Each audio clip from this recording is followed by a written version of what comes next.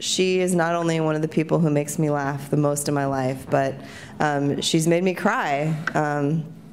Hearing her stories and what she's been through and how many people that she's helped through her organization, Tamika and Friends.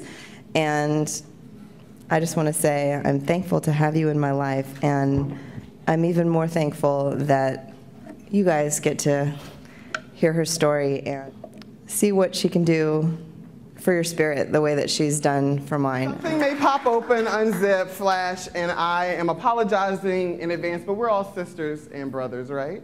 Here, Life Beyond Cancer was truly one of my life rafts and changed me and made me into the advocate that I am today. I was diagnosed with advanced cervical cancer in 2001.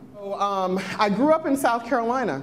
I had one of those perfect childhood homes. If there was ever any problems in the house, I didn't know. My parents, shielded me from all of that. If there was ever a time when they didn't have enough to make ends meet, I didn't know.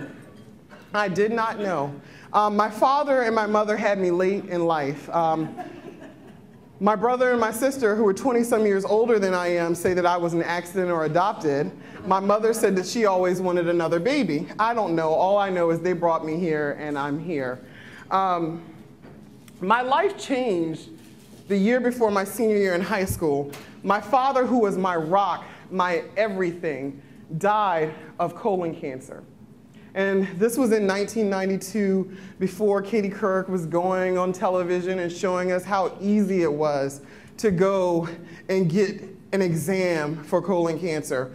This is before the yellow ribbon, and Lance was like, yeah, let's get on that bike. Yeah, let's, live strong. Let's be these Uber survivors.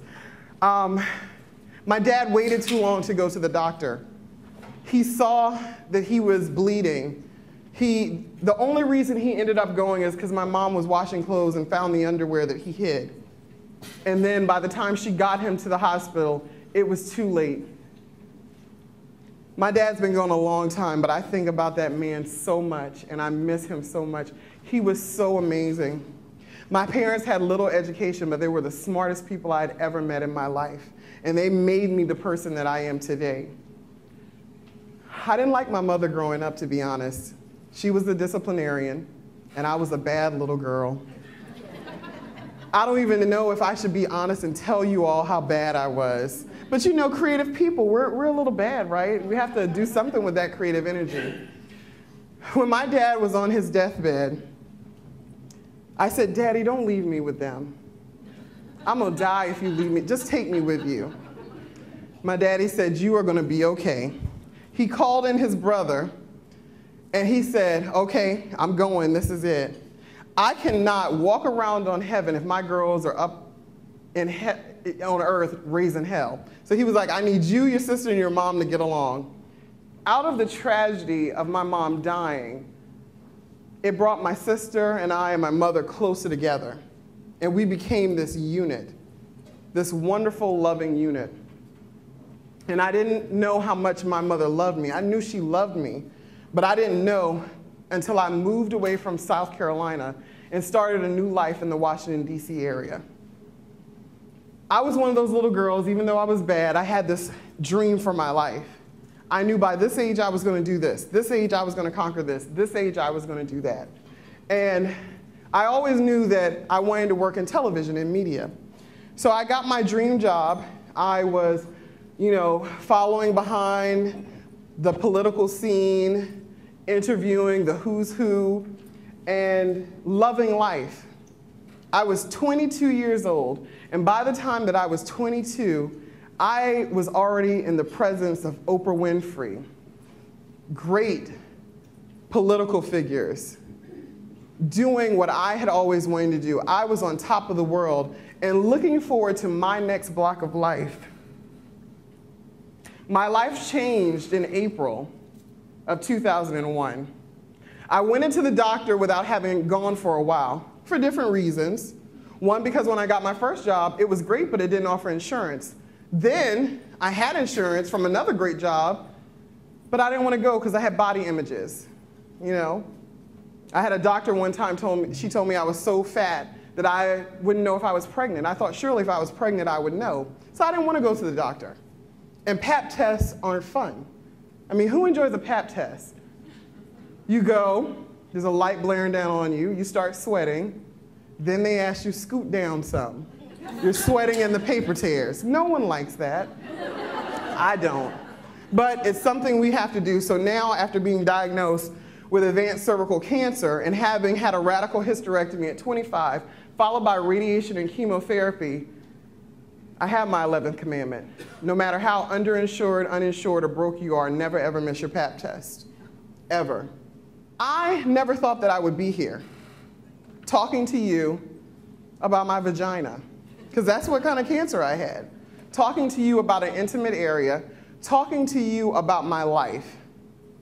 I could see me doing that with my friends, but I didn't go into my cancer diagnosis thinking that I'm going to be a cancer advocate. And I sweat a lot, so just ignore that. But I think that's okay in this room, too. I didn't want to be one of those people. I thought, I'm going to survive cancer, and I'm just going to live my life. I'm going to go back, try to reclaim my 20s, and never, ever think about cancer again. I remember one time someone said to me, don't be sad that you can't have babies, you can adopt. And I remember quickly telling that person, if you mention that one time again, I'm going to punch you in your face. I know I can adopt, but don't tell me that. I'm a 20-something-year-old woman. I don't want to hear that. My womb was taken away from me because of cancer. Let me be angry. Let me be angry. But everybody says, you should just be happy that you have your life. Don't worry about that. But they couldn't understand because they didn't know what I was going through. I was very depressed. I went from being this social butterfly to being this person that was a little bit of a recluse. I didn't want to go out to happy hours. I didn't want to hang with my friends. I didn't want to shop. That's not who I was. I wasn't that person. So I'm back working, trying to be me before the cancer. And I just couldn't because I was always the cancer girl. Someone was always asking me, can you keep up? Are you okay? Someone was always looking at my hairline. Someone was always asking me, are you worried your cancer is going to come back? It was always there in front of me.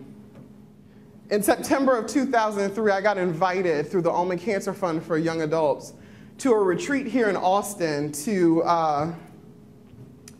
share my story. Something that should have been easy for me because that's what I do. I talk. I run my mouth. I have the gift of gab. It comes natural to me.